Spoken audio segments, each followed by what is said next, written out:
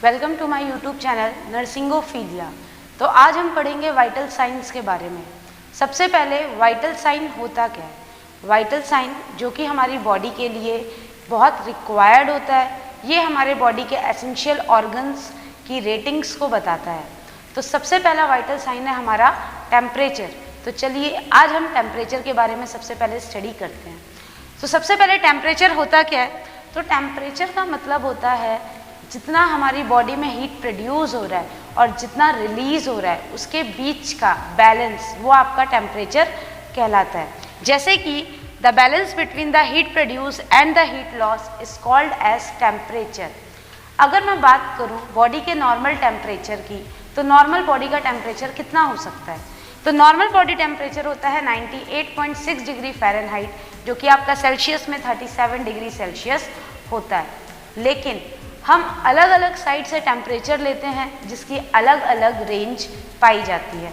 जैसे एग्जांपल के तौर पे अगर हम ओरल का टेम्परेचर लेते हैं तो वो नॉर्मल होता है आपका 98.6 डिग्री फ़ारेनहाइट, लेकिन वहीं पर अगर हम एक्जिला का टेम्परेचर लेते हैं तो आपका टेम्परेचर होता है 97.6 डिग्री फ़ारेनहाइट, जो कि ओरल के टेम्परेचर से 1 डिग्री कम होता है। वहीं अगर हम रेक्टम की बात करें, अगर हम रेक्टम का टेम्परेचर लेते हैं तो वो होगा आपका 99.6 डिग्री फ़ारेनहाइट, जो कि आपका 1 डिग्री ज़्यादा है। ठीक है, तो इस तरीके से बॉडी के अलग अलग जगहों पे अलग अलग तरीके से टेम्परेचर की रीडिंग्स पाई जाती हैं नॉर्मल वैल्यूज़ में। अब सबसे मेजर चीज़ है हमारी बॉडी में ये टेम्परेचर रेगुलेट कौन कर रहा है, कौन हमारी बॉडी का टेम्परेचर कंट्रोल करता है? तो हाइपोथैलेमस, जो कि आपके ब्रेन में प्रेजेंट होता है, ब्रेन के बैक साइड पे प्रेजेंट रहता है हाइपोथैलेमस, जिसे हम थर्मो रेगुलेटर के नाम से भी जानते हैं। ये हमारे बॉडी के टेम्परेचर को रेगुलेट करने का काम बेसिकली करता है। अब हम जो हमारे बॉडी का टेम्परेचर है इसे हम किस तरीके से डायग्नोस करते हैं या किस तरीके से मेज़र करते हैं? तो एक थर्मामीटर नॉर्मल हर जगह पाया जाता है, आप सबके घर पे भी होगा ग्लास थर्मामीटर, जो कि बहुत बेसिक है।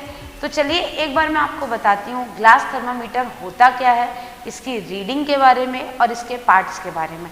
तो ग्लास थर्मामीटर कुछ इस तरीके का दिखता है, जिसमें बल्ब प्रेजेंट होता है और साथ ही साथ स्टेम प्रेजेंट होता है। बल्ब जो कि हम यूज़ करते हैं टेम्परेचर मेज़र करने के लिए, और आपका जो स्टेम होता है जहाँ से हम रीडिंग को कैलकुलेट करते हैं।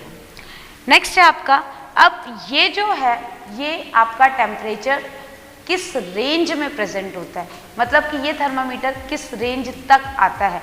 ऐसा तो होगा नहीं कि ये टेम्परेचर आपका 200 डिग्री भी कैलकुलेट कर लेगा, नहीं। हमारे घर में जो टेम्परेचर नॉर्मली जो आपका थर्मामीटर नॉर्मली पाया जाता है उसका रेंज होता है हमारा 35 डिग्री सेल्सियस से लेकर के 43 डिग्री सेल्सियस तक। मतलब कि इसका नॉर्मल रेंज होता है 95 फ़ारेनहाइट से लेकर के आपका 110 डिग्री फ़ारेनहाइट तक।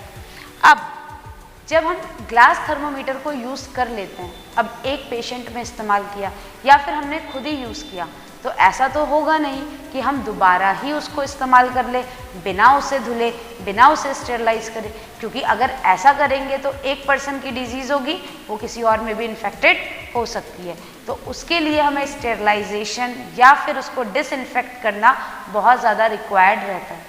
तो हम उसे डिसइंफेक्ट कर सकते हैं डेटॉल, सेवलॉन और लाइजॉल जैसे।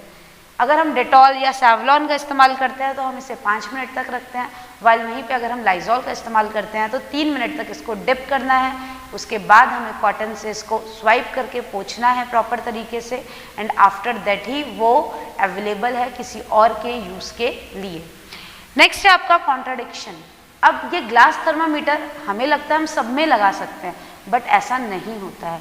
ग्लास थर्मामीटर काफ़ी चीज़ों में कॉन्ट्राडिक्ट होता है। कॉन्ट्राडिक्ट मतलब मना होता है।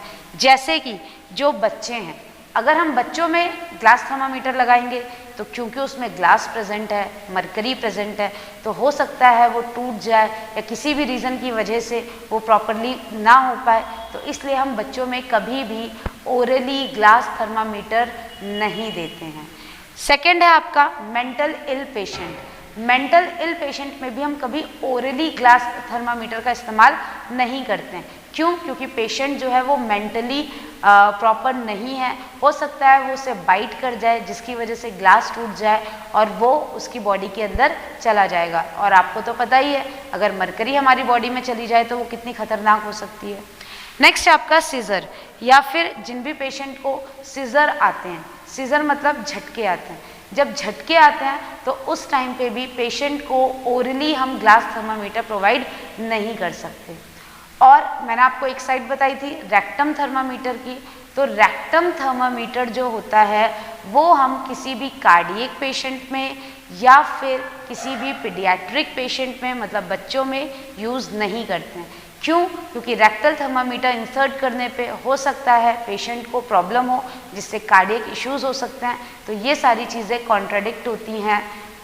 बाकी के जितने भी थर्मामीटर हैं मैं अभी आपको आगे नेक्स्ट जैसे हमने अभी पढ़ा था ग्लास थर्मामीटर के बारे में, ऐसे ही सिर्फ ग्लास थर्मामीटर प्रेजेंट नहीं होता है, और भी बहुत सारे थर्मामीटर प्रेजेंट होते हैं। जैसे कि पहला तो आपका ग्लास और क्लिनिकल थर्मामीटर है। नेक्स्ट है हमारा डिजिटल थर्मामीटर, वो आजकल हमारी मम्मी घरेलू डॉक्टर बन रही है ना, डिजिटल थर्मामीटर की वजह से तुरंत हमारे टेम्परेचर को नापती हैं और डिजिटली देख लेती हैं।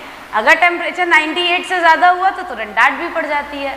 तो वो थर्मामीटर जो कि डिजिटली आपका टेम्परेचर दिखा देता है, उस थर्मामीटर को हम डिजिटल थर्मामीटर कहते हैं, जो कि आपको कुछ इस तरीके से दिखता है। नेक्स्ट है आपका टिम्पैनिक थर्मामीटर। जैसा हमें पता है टिम्पैनिक मतलब ईयर होता है, तो ये थर्मामीटर हमारा ईयर के पास लगता है और कुछ इस तरीके का दिखता है। नेक्स्ट है हमारा डिस्पोजेबल पेपर थर्मामीटर। ये थर्मामीटर हम पहले ज़्यादातर यूज़ करते थे। डिस्पोजेबल पेपर थर्मामीटर होता है जिसमें हमें पेपर की रीडिंग और पेपर में कलर आने की वजह से पता चलता है कि पर्सन को कितना टेम्परेचर है। And the last thermometer is infrared thermometer, जो कि इस टाइम पे सबसे ज़्यादा यूज़ किया जा रहा है कोविड में। इंफ्रारेड थर्मामीटर जो है वो बेसिकली हमारा कोविड के टाइम से बहुत ज़्यादा यूज्ड है ताकि कोई भी पर्सन किसी से टच ना हो, और ये थर्मामीटर 30 सेकेंड्स के अंदर अंदर रीडिंग ले लेता है, और ये थर्मामीटर कुछ इस तरीके से आपका दिखता है। नेक्स्ट है हमारा कॉमन साइट, कि ये जो हमारे टेम्परेचर हैं हम कहाँ कहाँ से मेज़र कर सकते हैं आखिर। तो 3 साइट तो मैंने आपको पहले ही बता दी थी कि पहला होता है आपका ओरल, दूसरा होता है आपका एक्जिला, थर्ड है आपका रेक्टम, और बाकी के जो 2 हैं तो एक मैंने आपको बताया टिम्पैनिक। तो ऑब्वियसली टिम्पैनिक हम कहाँ से ले रहे हैं? ईयर से, तो ईयर भी हमारी एक साइड बन गई। And the last is your skin, जो पेपर थर्मामीटर हम यूज़ करते हैं उसकी साइट होती है आपकी स्किन थर्मामीटर। तो होपफुली आपको ये थर्मामीटर समझ में आए हो, और आप मुझे बताइए कि आपके घर में कौन सा थर्मामीटर है, डिजिटल वाला या ग्लास वाला।